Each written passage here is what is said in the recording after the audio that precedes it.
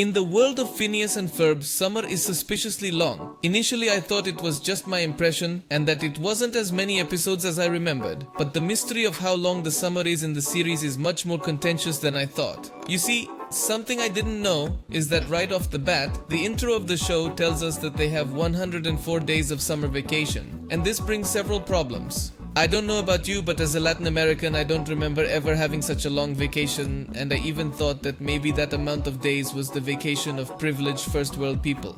But it's not like that. They usually get 90 days of vacation at the most, and it gets worse when we realize that in reality, the intro is lying to us, and their summer is much longer.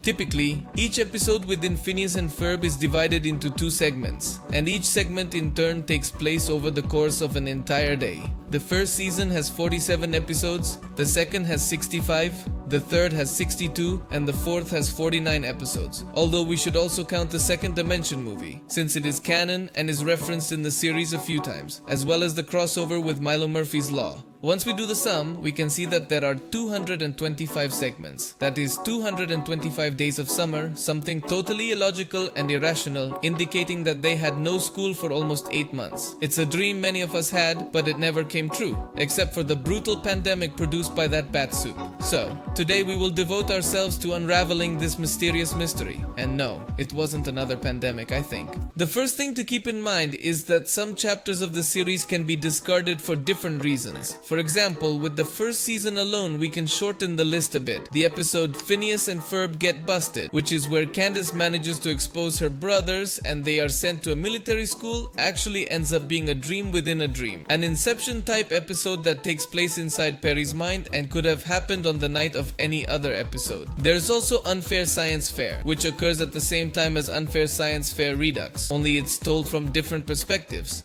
This drops the first season down to 45 days instead of 47. And the second season has a Christmas special, which occurs at Christmas. In the United States, summer is obviously in the middle of the year, so this episode cannot occur during the summer of the series. And this brings up our first problem because the creators have repeatedly said that it's only one summer. But this episode just conflicts with that possibility so much. We know it can't happen before the events of the summer, because Beaufort is part of the group of friends and Candace and Jeremy are a couple.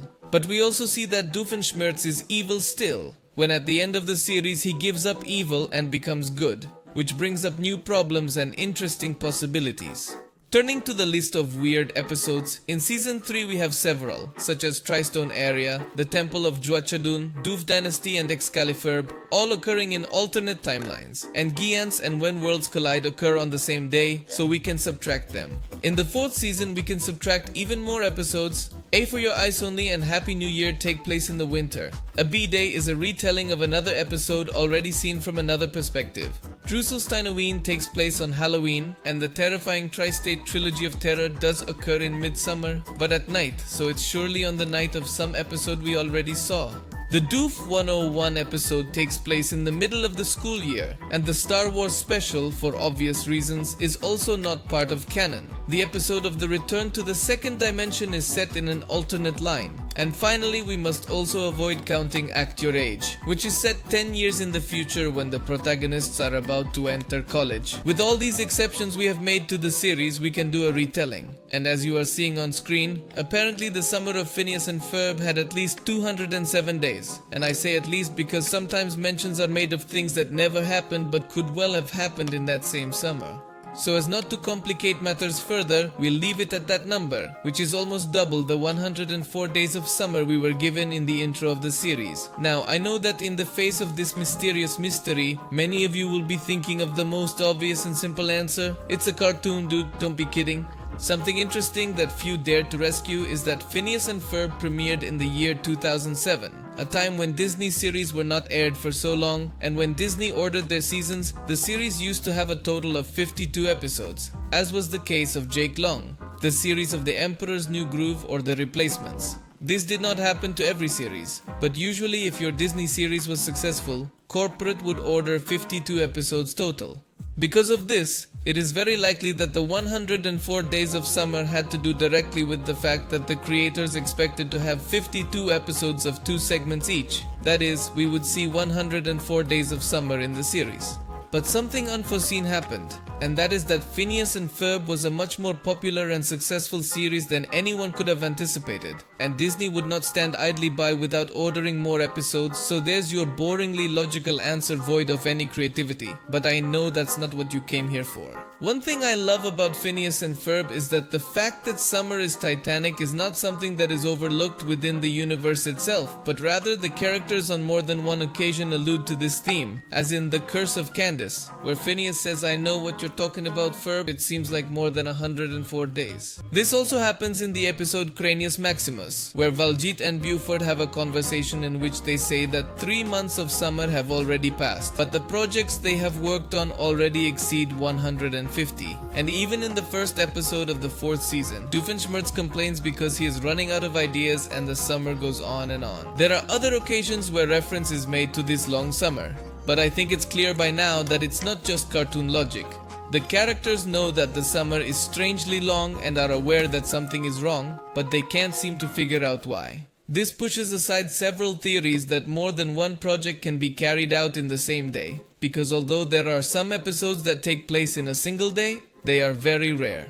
Another of the most popular theories is that surely the series covers more than one summer. And although I like this idea very much and it is supported by the year-end specials, it has been mentioned multiple times that it is only one summer. And until the end of the 4th season, there is a recount of everything that happened in that summer, giving us to understand very clearly that up to this point, the entire series, except for some specials, is located in the same summer. So, what explanation can we give to the long summer vacation using the same logic of the series? Well, I don't know if you've seen the last episode of the series. Here, Candace activates the do-over-inator, one of Doofenshmirtz's inventions that serves to replay the entire day. And once it's turned on, the last day of summer is caught in a kind of loop. In this special of 2 whole chapters, the day begins to repeat itself so much that reality itself begins to collapse, eliminating various objects and people gradually, and this reaches such a point that even people's memories begin to be affected, and time runs faster and faster. In the end, everything returns to normal, but the idea is that perhaps the events unleashed in this ending could have affected the roots of reality itself, creating a kind of time dilation. That theory doesn't sound so bad.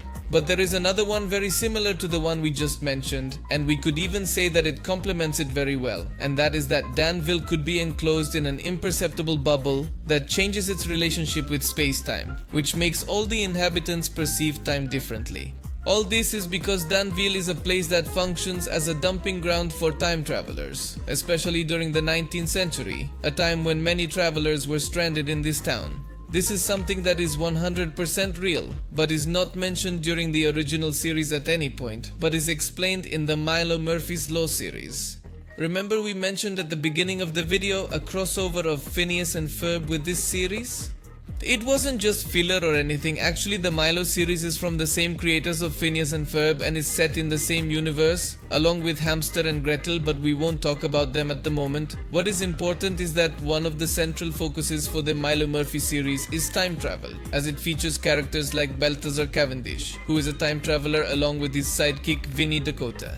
The biggest surprise this new show gives us is that it reveals that Doofenshmirtz is destined to become the Professor Time, the person who invented time travel and has a whole arc during the 2nd season of Milo's Law. It is known then that Danville is a destination place for time travelers, being the 19th century one of the focuses of attention, but that does not mean that in the present day there are no more of these trips, they are only more controlled. For this reason, apart from what we have seen in the series of Milo Murphy's Law, we know that Danville is easily a magnet for disasters that are related to the delicate fabric of space-time, due to the many interventions it has suffered by agents who come from the future and have been stranded there, as well as the side effects of other events, such as the one caused by the do-over-inator. According to this theory, this would have created a gigantic time bubble around Danville, causing it to experience time in very strange ways and extending that summer in a completely unnatural way. That's the best answer we can find to this, at least for now, but it's possible that this will change in the future because Disney has already commissioned the production of 2 new seasons for Phineas and Ferb, and it's not really known how they will handle the timeline. It is said that it will have some elements of a soft reboot, with the goal of hooking a new audience but bringing back old fans, so there should be continuity with what has been seen so far. And I even read that it will surely happen next summer, but I'm not sure if that's official, so keeping in mind that it is very likely that there will be more clues to this mystery in the future, this probably won't be the last time we make a theory on this subject. But until that happens, I hope you liked this video. Subscribe for more videos like this one, like the video if you liked it, and comment on more mysterious mysteries you'd like to see solved in the future. Bye.